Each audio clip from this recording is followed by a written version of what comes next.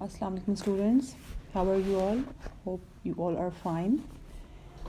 So as you know that we have completed our test till unit number 9.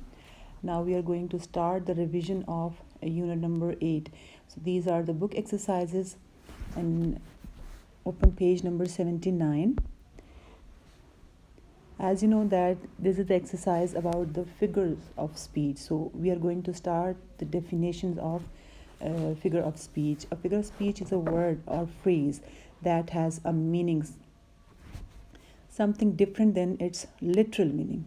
It can be a metaphor or simile that is designed to further explain a concept, or it can be different way of pronouncing a word or phrase, such as with alliteration, to give further meaning or a different sound.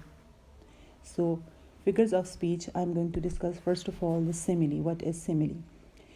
A comparison using like or as. Just see the examples. She floated in like a cloud. It's as cool as the backside of the pillow. The students were as busy as bees. See some more examples of simile. You were as brave as a lion. They fought like cats and dogs. He is as funny as a barrel of monkeys. This house is as clean as a whistle. He is as strong as an ox. Your explanation is as clear as mud. These are some examples of simile. Now we are going to discuss metaphor. What is the definition of it? A figure of speech stating that two things are similar. And when we make comparison between two things without using as or like, then it means we have used the figure of speech metaphor. See the examples. The book was a passport to adventure. You are what you eat. Her hair was silk. You see, direct comparisons are made here. See some more examples. The snow is a white blanket. He is a shining star. Her long hair was a flowing golden river. Tom's eyes were eyes as he stared at her. The children were flowers grown in the concrete gardens. The falling of snowflakes are dancers. The calm lake was a mirror. You see, in these examples, direct comparisons are made without using as or like. So it is called metaphor. Personification. What is the definition of personification? Giving human traits or characteristics to something that isn't human, such as animals, objects, or non-living things. When a writer uses personification, he or she gives characteristics of a person or an animal, object, or thing. When a writer uses personification, he or she gives characteristics of a person to an animal, objects, or things. See some more examples. Lightning danced across the sky. The wind howled in the night. The car complained as the key was roughly turned in its ignition. Rita heard the last piece of pie calling her name. My alarm clock yells at me to get out of bed every morning. So some human qualities were given to the non-living things. So this is called personification. Now we are going to start the discussion about the imagery, which is on page 79. What is imagery? Imagery refers to the mental picture that readers experience when reading literature. Imagery appeals directly to one or more of the five senses. Imagery means to use figurative language to represent objects, actions, and ideas in such a way that it appeals to our physical senses. The word imagery is associated with imaginary pictures that we draw in our minds, but by use of particular words that create visual representations of ideas. See some examples. As you know that we have five senses, so according to that I'm going to mention the five examples according to five senses. Sense of sight. The golden rays of the setting sun reflected upon the clear waters of the lake So this is appealing our sense of sight. So it will be called imagery. The trees rustled as the wind whistled gently through the leaves. So it is appealing our sense of hearing. So this is imagery. My toes went numb and a shiver ran through my body as I stepped into the cold river. So it is appealing our sense of touch. The stench of rotting garbage overpowered my nostrils when I opened the bin. This is appealing our sense of smell. Her mouth watered and her tongue burned as she bit into the sour, peppery mango chow. So this is appealing our sense of taste. So this is called imagery. There are some more examples. It was dark and dim in the forest. It is appealing the sense of sight. The children were screaming and shouting in the fields. This is appealing our sense of hearing. He whiffed the aroma of brewed coffee. It is appealing our sense of smell. The girl ran her hands on a soft satin fabric. It is appealing our sense of touch. The fresh and juicy oranges are very cold and sweet. So this is appealing our sense of taste. So these are called imagery. Okay, now come on page number 80. Here we are going to discuss the connotation and denotation. So I'm going to read the definitions which are given here. Almost every word has two kinds of meanings. Denotation, the straightforward dictionary definition. If you are finding a straightforward dictionary definition in a dictionary, it means that is the denotative meaning. And what is connotation? The ideas and feelings associated with the word. So such kind of meaning will be called connotative meaning. So what is denotative meaning of a word? The most direct definition of the word will be called denotative meaning. And what is connotative meaning? The emotional suggestion of a word. That is not literal. It will be called connotative meaning. Connotation and denotation are two principal methods of describing the meanings of word. Connotative meanings or connotation refers to the emotion or human reactions and feelings that come from a word. Connotation meaning could be of positive and negative associations. Okay, what is denotation? Denotation is the precise literal definition of a word that might be found in a dictionary. Okay, here are some examples like from your page number 81. There are some words which are given in this exercise. I'm going to discuss these words. Like the word is given warm. So denotative meaning is hot and the connotative meaning is friendly, cordial.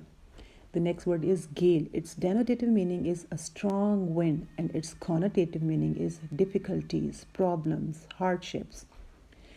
Denotative meaning of sea is a large area of water and the connotative meaning is limitless things.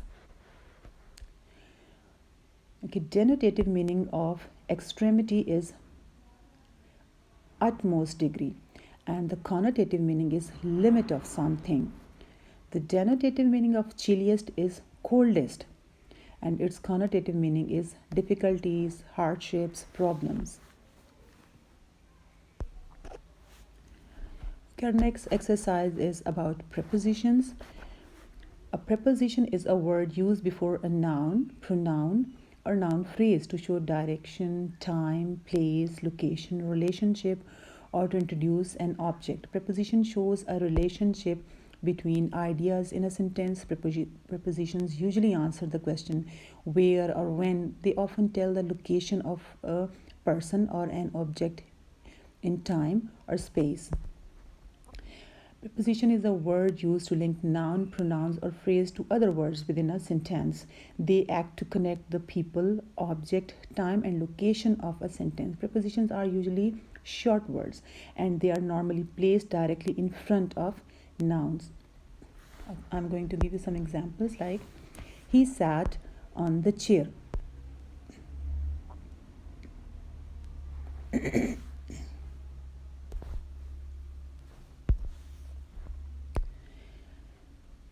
In this statement, on is preposition. There is some milk in the fridge. So these underlined words, these are prepositions. She was hiding under the table. The cat jumped off the counter. He drove over the bridge. She lost her ring at the beach. The book belongs to Anthony. They were sitting by the tree. So in these sentences, in the first one on, in second one in third one under, fourth one off, fifth one over, sixth one at, seventh one to, and in eighth one by. These words are prepositions.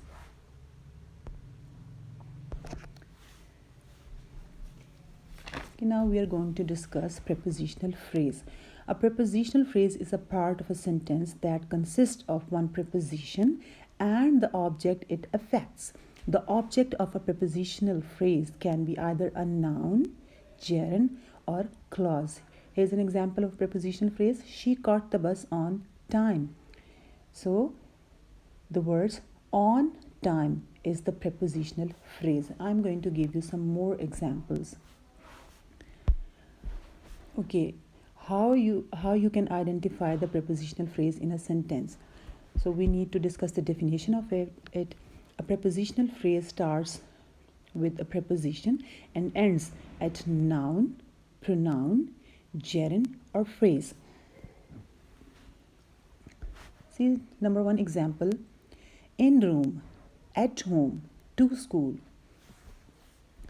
In these examples, these phrases, it is starting with preposition and ending at a noun. So what are preposition? In, at, to, they are prepositions. And what are nouns? Room, home, school, they are noun.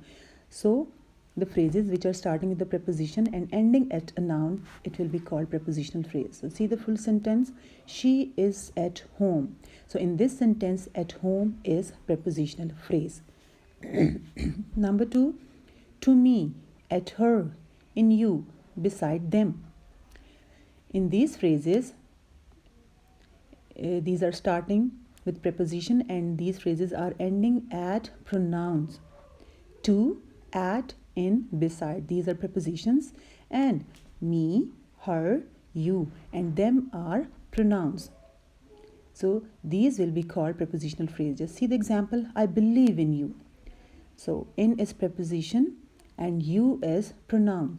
So in you, this is prepositional phrase because it is starting with preposition and ending at pronoun. Okay, see example number 3: in reading, for swimming.